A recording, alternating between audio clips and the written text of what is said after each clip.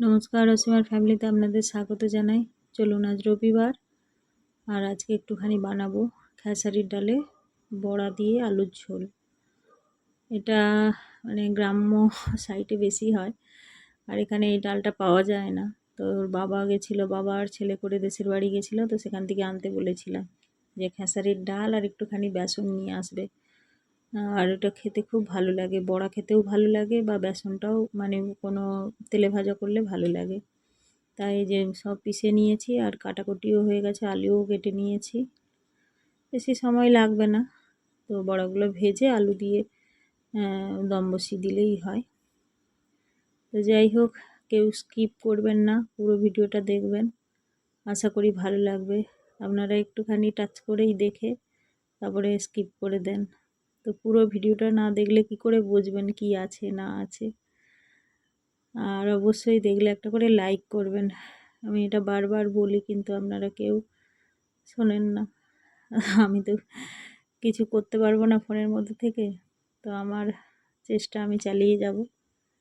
যদি ভালো লেগে থাকে অবশ্যই একটা লাইক করবেন, লাইক করলে আপনাদের অসুবিধা তো কিছুই নেই। আর এই যে ডালের বড়াগুলো ভেজে নিচ্ছি আগে, আর বিশেষ করে এই ভাজাটাই সব থেকে ডিফিকাল্ট। এর গায়েও জড়িয়ে যাবে, ওর গায়েও জড়িয়ে যাবে। এই যে আমার কতগুলো ভাজা হয়ে গেছে দুবার, আবার এটা লাস্ট দিয়েছি। তো দেরি হচ্ছে বলে আবার এদিকে ভাবছি কড়াই ওই তরকারিটা তুলে দিয়েছি। ওর বাবাও চলে এসেছে, তো সব কটা ভেজে আমি ভাবছিলাম ওই কড়াতেই করে নেব, কিন্তু দেখলাম যে না, হবে না। সবাই মেয়েও ঘরে, মানে ছেলে মেয়ে তো ঘরেই আছে রবিবার, আবার ওর বাবাও চলে এসেছে। তো আমার বড়া ভাজতে ভাজতে অনেক সময় লেগে যাচ্ছে, তাই এদিকে কড়া বসিয়ে এই আলুটা বসিয়ে দিয়েছি। আর বেশি কিছু দেখালাম না, এই যে বেশি কিছু মশলা ছিল না, হলুদ, লঙ্কা, জিরে, আর এই যে হয়েও গেছে, আবার সবাই খেতেও বসে গেছি। তো বানানোটা আর দেখালাম না, বানানোর মধ্যে সেভাবে কিছুই নেই।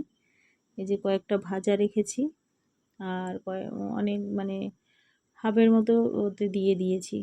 আর এই বড়াটা খেতে আমার খুব ভালো লাগে।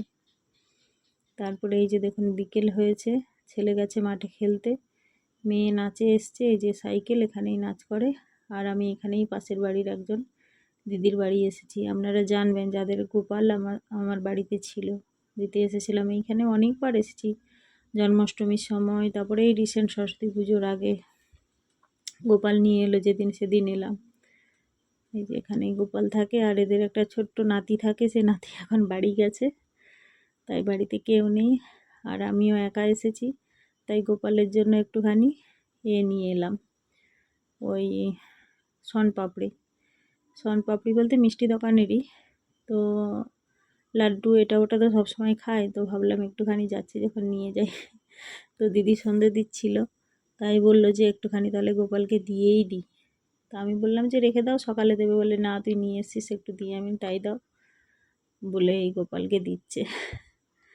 আর প্রায় সময় ডাকে, মেন বাচ্চার পড়াশোনা নিয়ে আসা হয় না, যে চলে আসবি, করবি।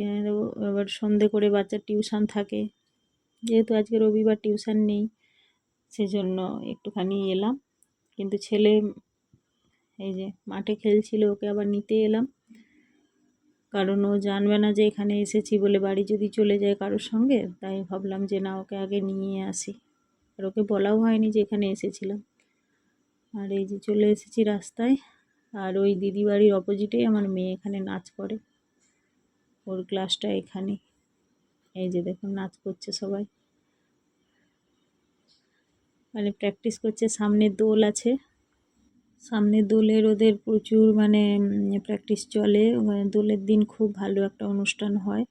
এবছর তো ব্লগ করছি, আপনাদের সঙ্গে অবশ্যই শেয়ার করব। এই যে দেখুন দিদি চা করেছে, তো চা তখনই বসিয়েছিল, তো আমি যখন ছেলে আনতে যাই। তো অলরেডি ছেলের মাঠেও হোলি খেলা হয়ে গেছে, দোল খেলা। তো সেই সব ব্লগ অনেক ভিডিও জমে আছে, জানি না কবে দেব। তো পরপর দিচ্ছি, তো সেই জন্য দেরি হচ্ছে।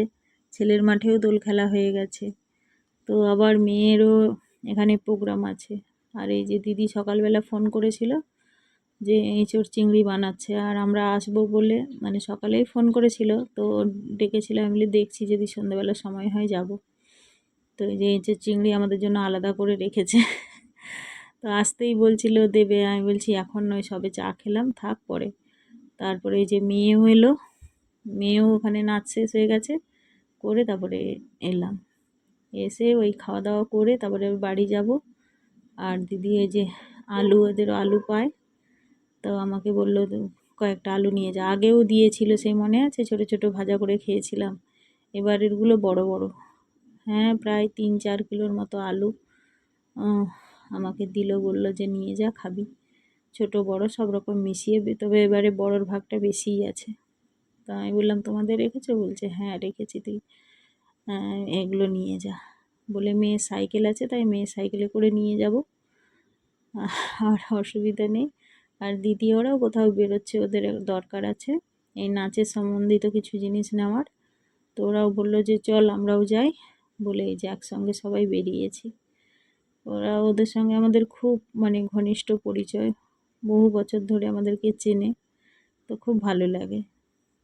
আর যাওয়ার পথে আমি একটু ভাবলাম যে আইব্রু তো করা ছিল না, দেখলেন, তাই ভাবলাম পার্লার খোলা আছে যখন, মেয়েকে বললাম তুই যা, আর আমি একটুখানি আইব্রু করে আসছি। বলে এই যে পার্লারে বসে আইব্রু করে বাড়ি গেলাম। আর ওর বাবা ফোন করেছিল যে দিনের বেলা তো এইসব রান্না হয়েছে, রাত্রে কি মাংস নিয়ে যাব? আমি বললাম যে না, আর মাংস নিয়ে আসতে হবে না, তুমি এমন কিছু খাবার নিয়ে আসো যাতে আর রান্না করতে না হয়। বলে এই যে কচুরি, খাস্তা কচুরি, আর আমি বললাম আমার জন্য একটু চাউমিন নিয়ে এসো। বলে এই যে চাউমিন নিয়ে এসে, আর সকালের ভাতও অল্প পড়েছিল, কিন্তু কেউ আর খেলো না, এইসব খেয়ে পেট ভার হয়ে গেল। তারপরে আবার শুয়ে পড়লাম, সেই ভাত কটা রেখে দিলাম। তো যাই হোক, বেশি আর কিছু বলছি না। যদি ভালো লেগে থাকে অবশ্যই লাইক করবেন, সাবস্ক্রাইব করবেন, পাশে থাকবেন।